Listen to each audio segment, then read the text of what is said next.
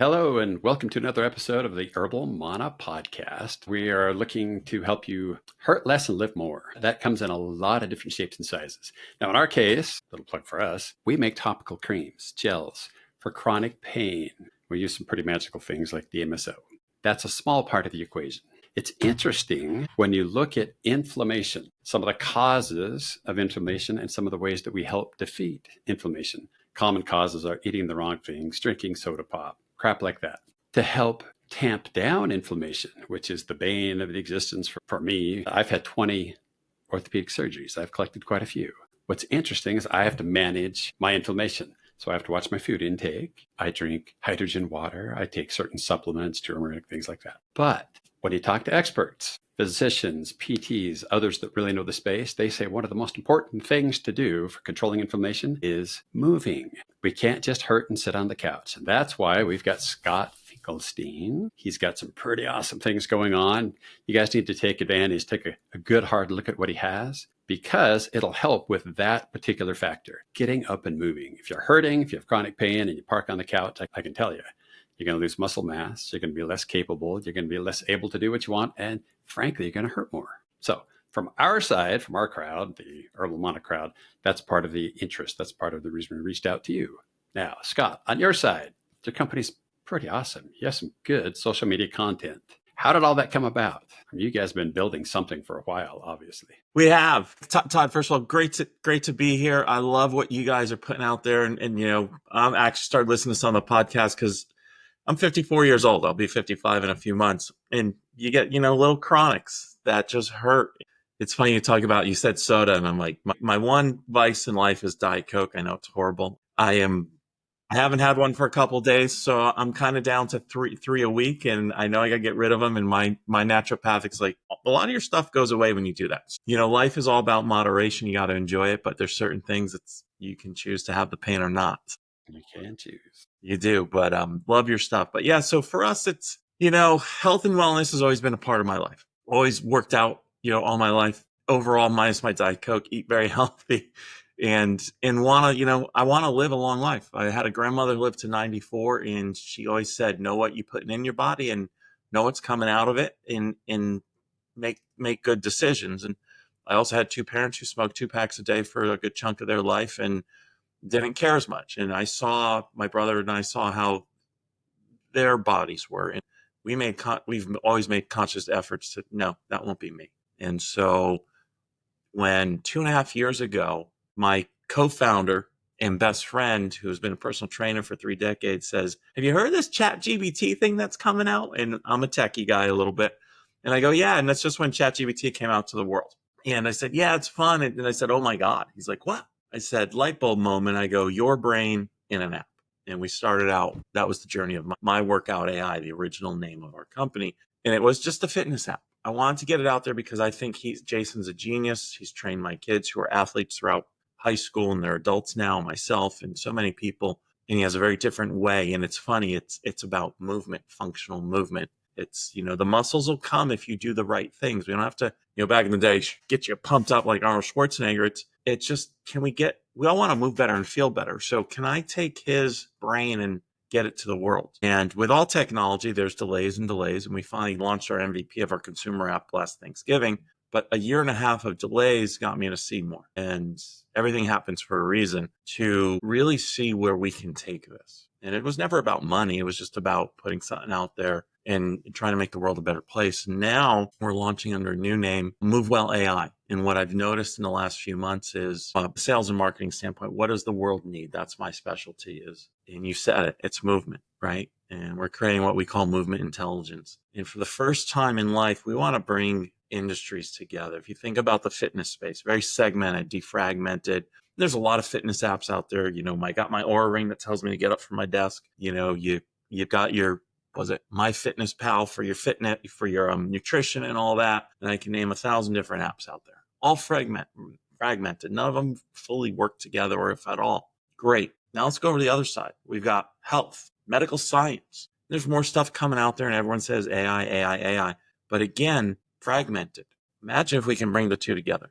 Imagine a platform that looks at your Aura ring, your glucose monitor, if you've got diabetes, your Apple Watch, and all the other biometric scanners we all have, and put in medical information into an engine, understand functional movement based on everything that's going in your body. And one of the things from Jason is before he would ever train anyone, you've got to go through a movement assessment. That's not proprietary. Proprietary is how his brain scores it and how we've been able to put that into our platform. And together, based on where your body is today, functionally moving, and now as we build out the technology of taking the biometrics, understand all that, you know how you can work out today, how it's going to affect your glucose levels, or you're diabetic, how it's maybe going to get rid of, we talked about the pain. I love all the stuff. You guys have the natural topics that you need those too, but it's a combination of all this stuff. And now we can move the right way.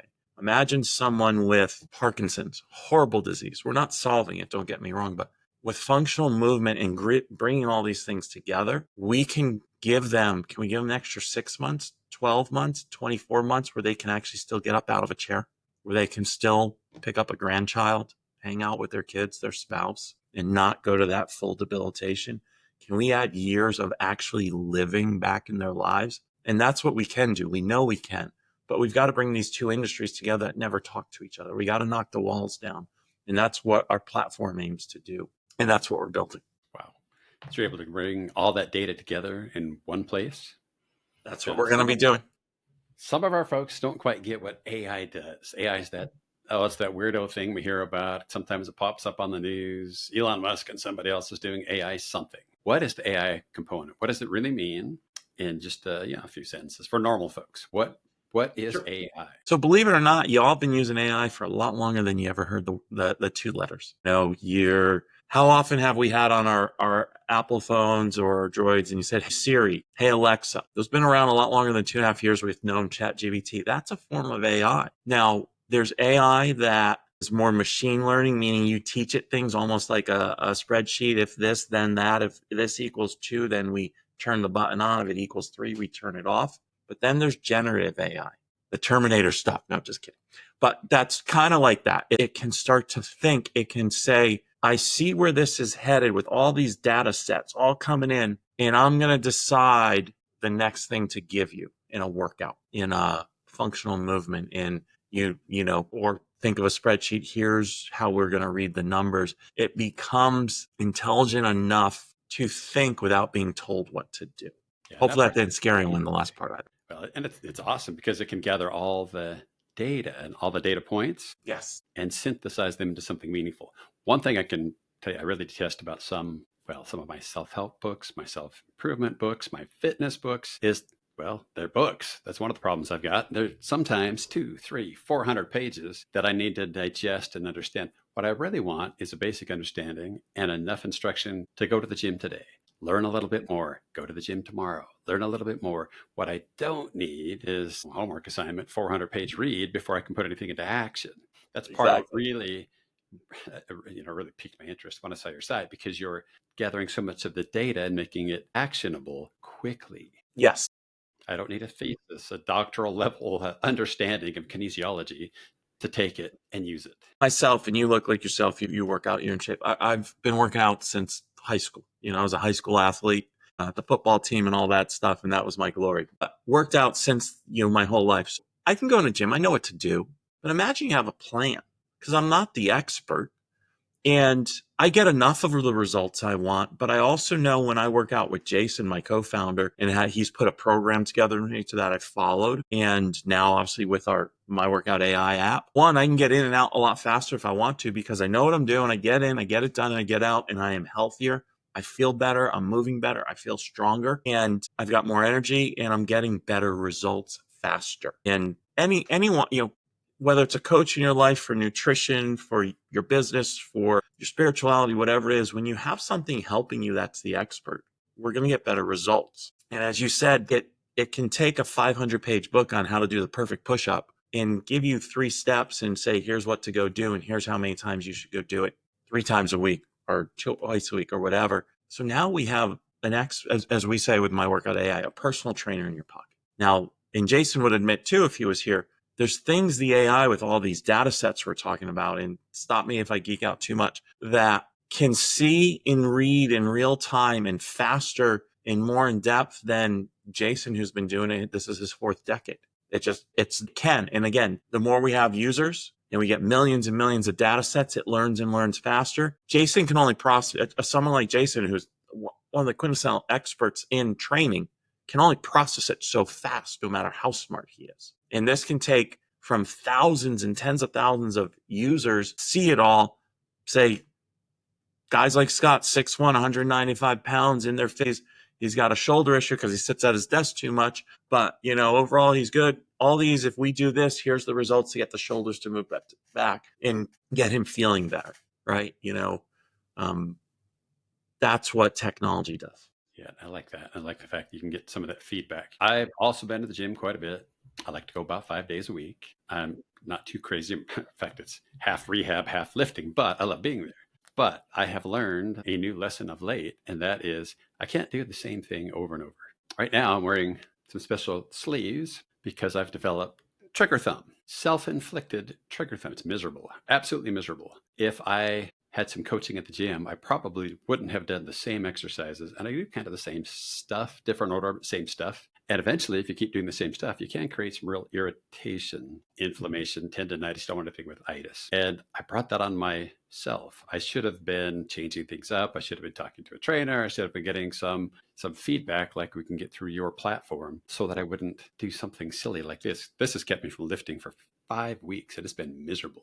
It's leg day every other day. I'd rather be doing some upper body stuff. And instead, I'm having to rest this, take care of it. It's healing, but this is a miserably slow one because it involves tendons, which have such poor blood supply. And I just irritated the heck out of them.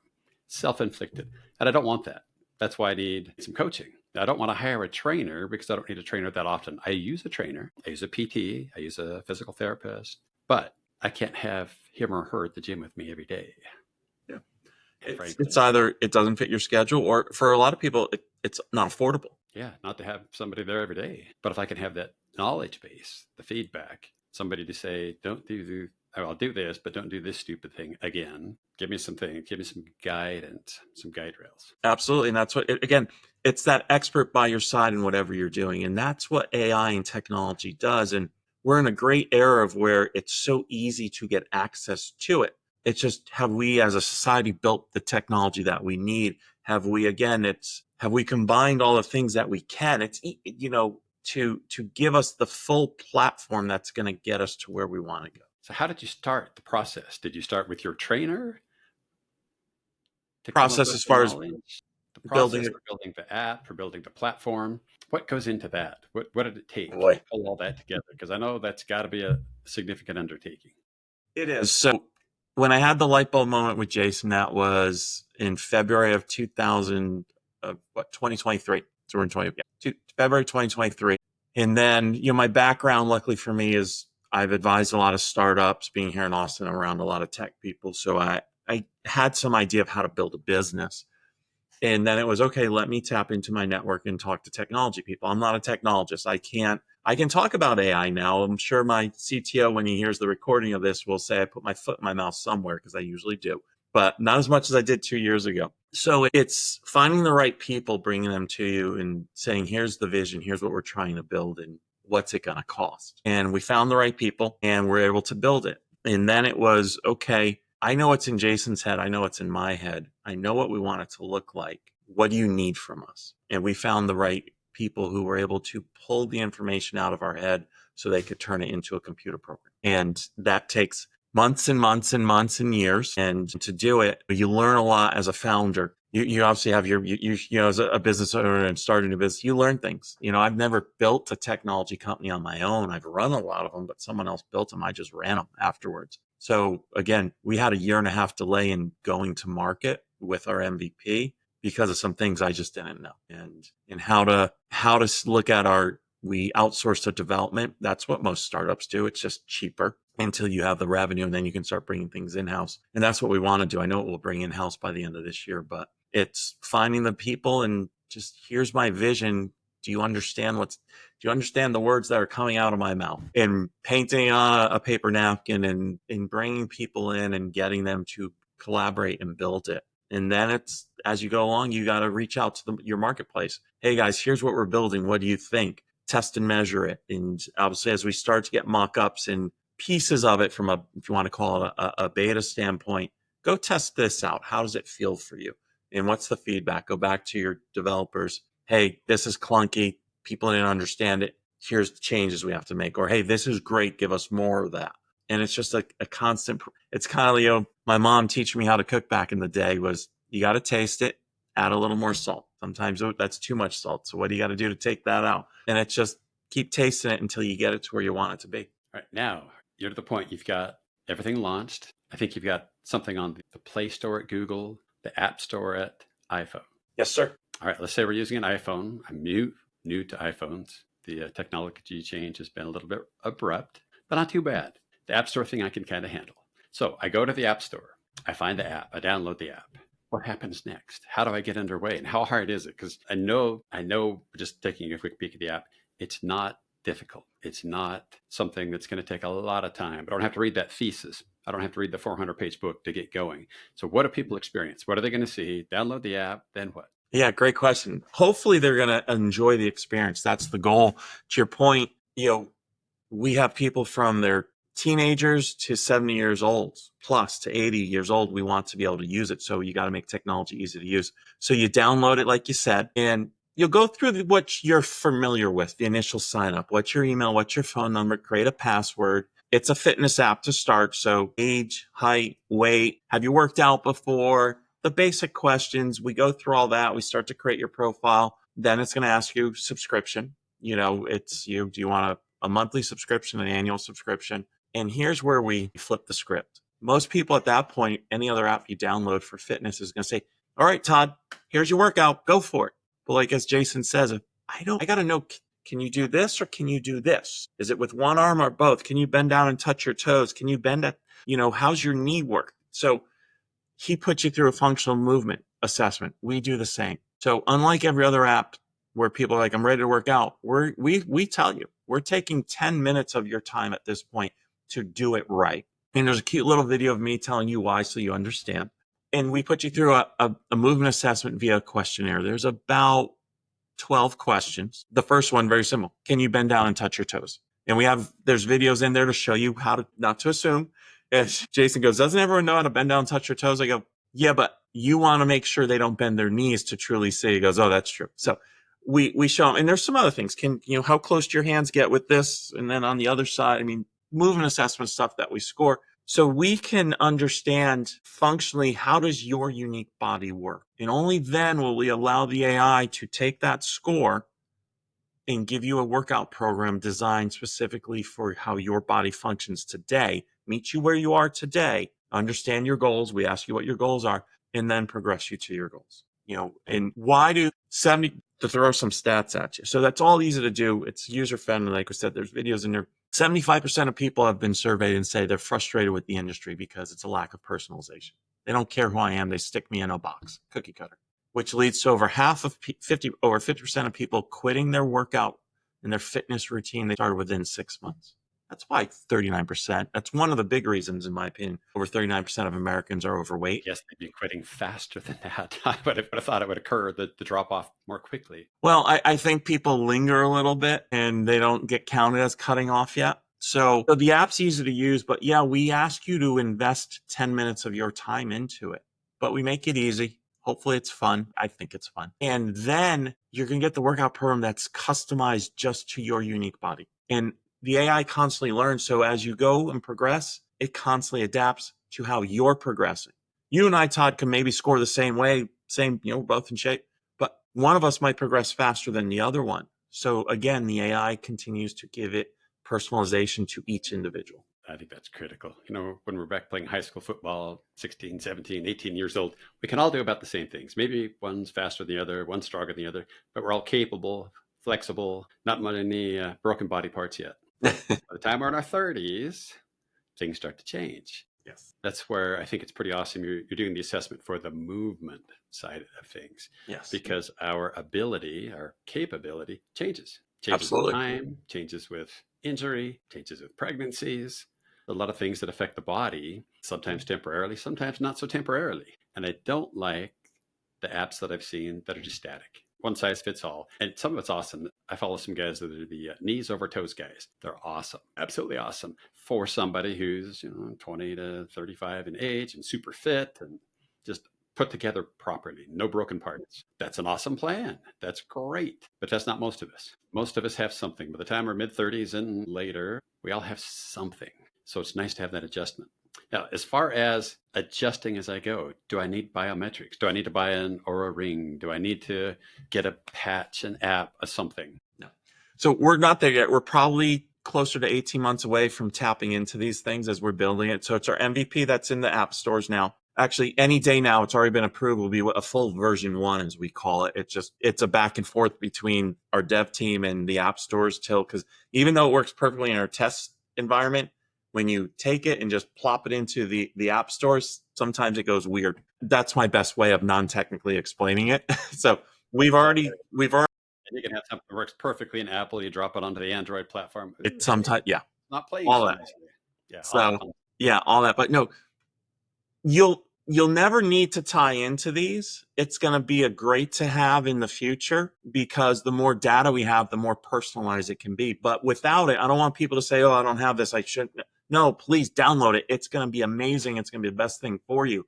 It's just if you get one of these, it'll be even greater. What does it cost? 14. I don't want to spend money. I get this all the time. I know that's almost nothing. I think it's important that we understand that we can be cheap in some ways. This is not a place you want to be cheap, not with your health. It's nice to be frugal, but if you're too cheap, it will bite you with time. It will. What we spend on being well is a lot cheaper than what we'd have to spend to be sick. It's a lot easier to just keep the body parts working, to be well, to take the few bucks it takes to get the app and get moving, get going. It's all things. At that price, my goodness, at that price. If I got a personal trainer, and I've used personal trainers in the past, well, that would cover the first 15 or 20 minutes, and then I'm done. You'd have to cut me off because I've gone through my 15 bucks. Yeah. And those personal trainers, I think the least expensive one I've ever used might have been 60 or 80 now. We're going back in time. And you're talking for 1 hour, probably, for right? 1 hour. And I know of a lot of personal trainers, good ones, smart ones, that charge quite a bit more than that for 1 hour. And that's it. And they can only teach me so much in 1 hour. If I have questions, oh gosh, I better buy another hour because I can't just check the app or check my progress. I've got to wait for my next session with Tito or whoever I'm training with. Agreed. And then we're talking some real bucks. Still worth it at times. There have been times where I've had to recover or relearn, actually unlearn bad habits. And it's been good to get with a trainer. But I need somebody that's with me all the time. I need a buddy at the gym that can help me track my progress, track my goals, check my flexibility, my wellness, some of those inputs, just to make sure I'm still working. And the Apple mandate right now we have it set for 90 days. I think we're going to do it. We're going to make some tweaks to that, but every 90 days we make you, and I'm not afraid to say it, we make you go through a movement assessment again because you've been working out. You have to. So how are you progressing? Because it's how the AI is going to learn. Todd, wow, he's getting stronger. His shoulders, now he has more flexibility, which allows us to give you more exercises to use so you don't plateau. Behind the scenes there's this big spreadsheet, we'll call it, of hundreds and hundreds, 400 or 500 types of exercises. Each one is rated low mobility, medium, high mobility. So if you have low mobility, you can't bend down and touch your toes. You can only do this. There's certain exercises we won't give you because they're going to hurt you, or you're going to say, I can't do it, and you're going to stop working out. We want to see your progress so we know when we can give you more exercises, more options we want to prevent injury. So now, hey, you're stronger, you're more flexible, you can do this. Also, how do we keep you from plateauing? The more we can progress your body, the more options we have for your workout programs. Like you said, if I keep doing the same thing, I hurt my thumbs, I hurt my elbows, my knees. We want to be able to mix it up so your body doesn't plateau. Yeah, I like that. Because you don't want those repetitive injuries. Even when you're doing exactly the right movement, exactly the right thing, if you do it often enough, it's going to eventually catch up to you. So as far as that assessment, what a lot of folks don't realize is every day as you age, every day you've got the possibility of losing just a smidgen of strength, just a smidgen of flexibility. And then one day you realize, good grief, I can't get to my toes anymore. I can't bend like I used to bend. I see my dad who, gosh, you might touch his knees, can't possibly touch his nose or his toes rather, but he's 84, still golfs, walks 18 holes. So a lot of things are working. God bless him. Some things aren't.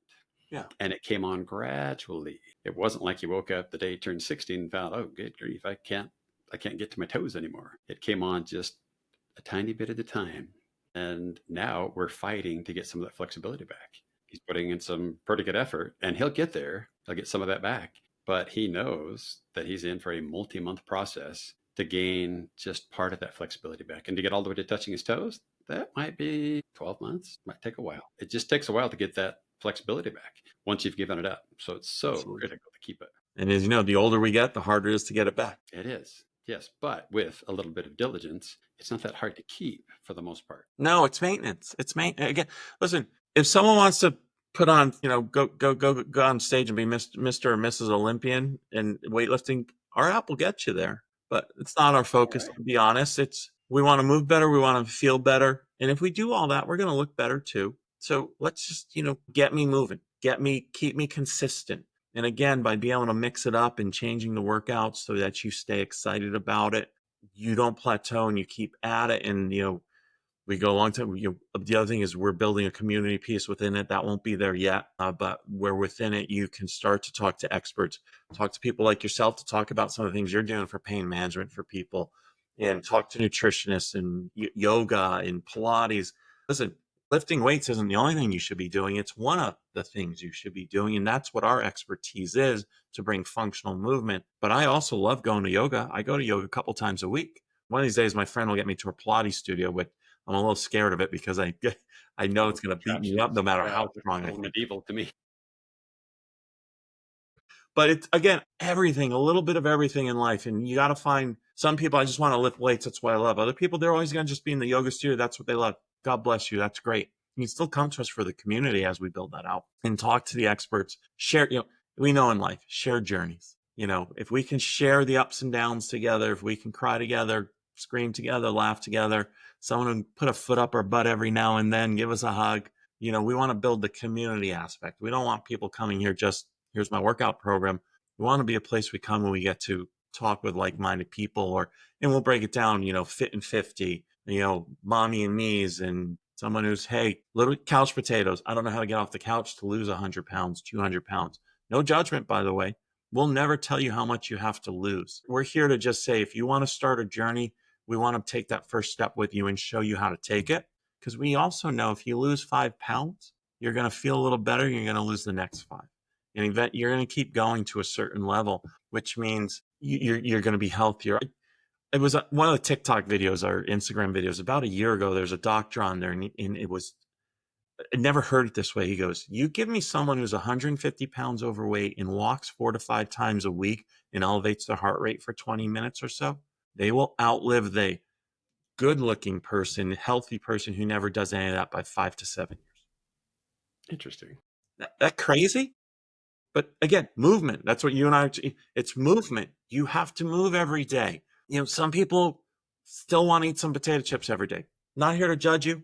If you can do it a little less, great, you'll be healthier. But if that's what keeps you happy and you're still moving every day, you're going to live a longer life and your body's going to still treat you better than if you don't.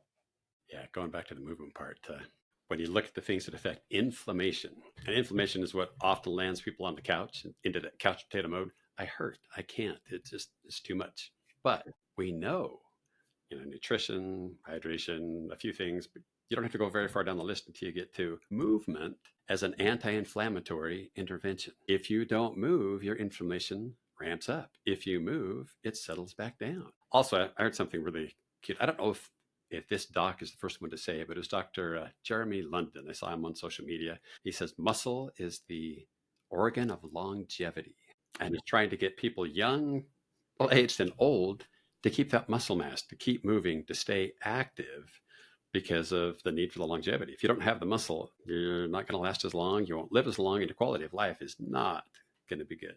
And you're going to fall down. You're going to get hurt. I saw it. My mom, she passed about 2.5 years ago and lived to almost 83, even with the things she did to her, but she didn't move. And there was one period of time my brother was taking the family to Israel and she wanted to go. She was probably about 74, 75. And so for 6 months, she walked a mile every day, just 1 mile. And it probably took her 30 minutes to walk the mile. you could see all of a sudden she ran upstairs. She didn't grab handrails. She just, now when she came back, we're like, Mom, do you see how you are? You feel better. Everything you just, Todd, you just said.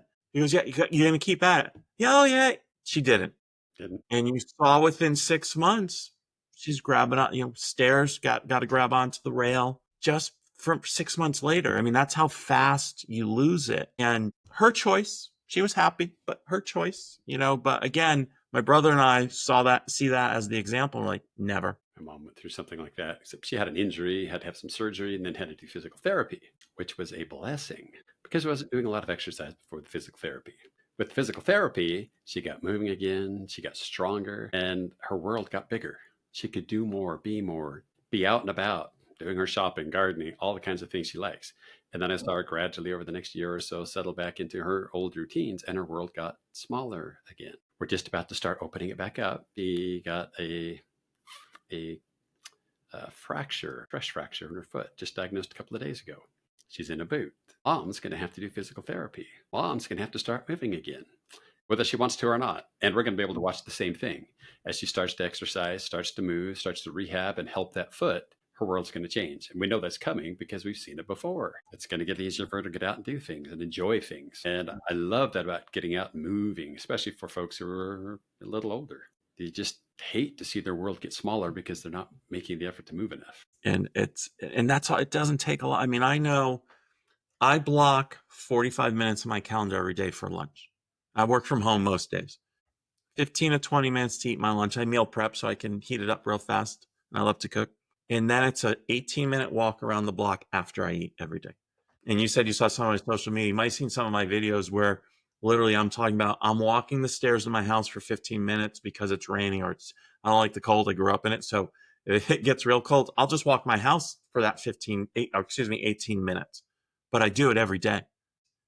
And then even in the evening, especially now in Austin, it doesn't get dark till almost 8:30, 9 o'clock as we get into summer. I'll get another walk in at night. And that one typically be much longer, at least 3 nights a week. By the way, that doesn't include that I'm up at 5 a.m. going to the gym in the morning, 4 or 5 days a week.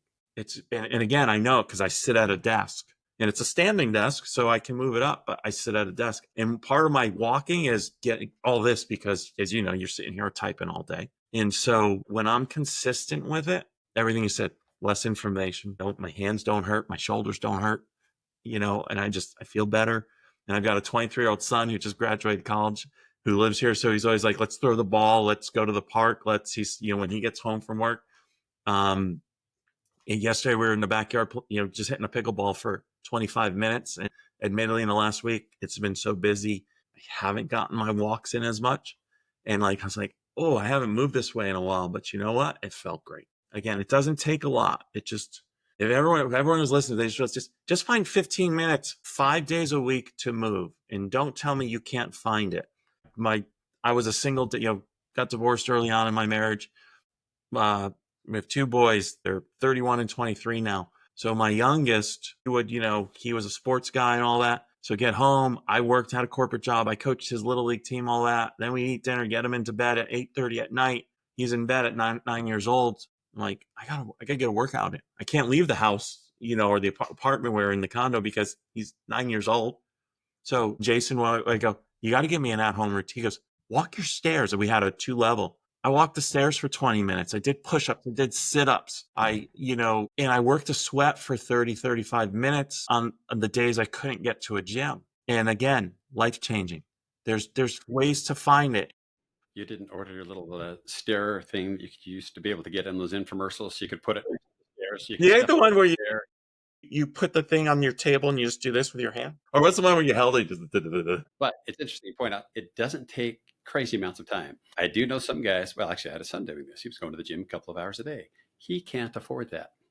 Young dad, he's got a job, he's working on his career. He can't give up the drive time, 2 hours at the gym, more drive time. And frankly, you don't need that much. You just don't need that much. Now, I suppose if you're a professional bodybuilder, if you want to be Schwarzenegger, then yeah, that's different. That's your livelihood. And in that case, you put in more time. But even those guys aren't going to train all day long. Even they'll have limits. But for the rest of us, it doesn't take much. 15, 20, 30 minutes can make a massive difference. Just get it in 4 or 5 days a week. People laugh at me. I actually have to go get the standing treadmill at some point. I keep threatening, but I will sit here and raise my desk and be on a call. Obviously, if I did it for the 50 minutes on our podcast, I'd probably people get a headache. But I'll just sit here and walk in place, and people on my team and stuff, they're like, "You're walking." I'm like, "I gotta get steps in."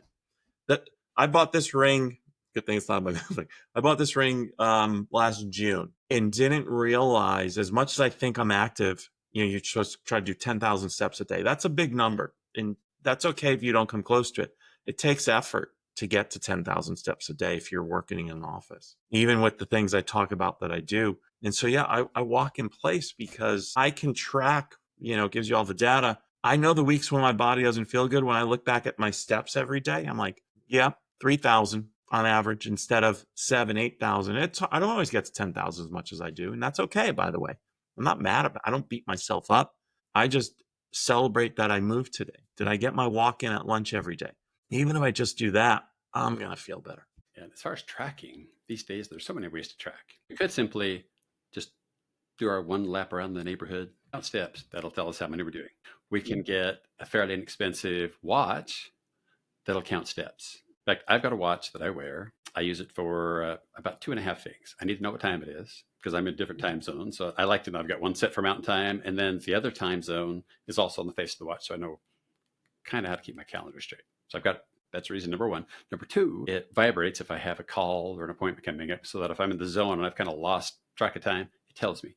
And the other thing is just a simple little step counter.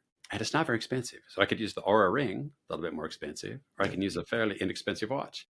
Or I can count my lap around the neighborhood one time and I'm good to go. Yeah. Or just know I've got to move 20 minutes a day. Yeah. By the way, vacuuming, mowing your lawn, that's movement. All works. Yeah. I love when it pops up, it goes housework, yard work. What were you doing? Because it wants to categorize some things. I was, funny enough, today I had a 10-minute investor pitch. I was a bunch of people on Zoom. I had the standing desk because, as you can tell, I talk with my hands. I move. At the end of it, it said 12 minutes. What category? And I was laughing. So because I was standing here and I was moving, as I was trying to talk through the Zoom and be animated.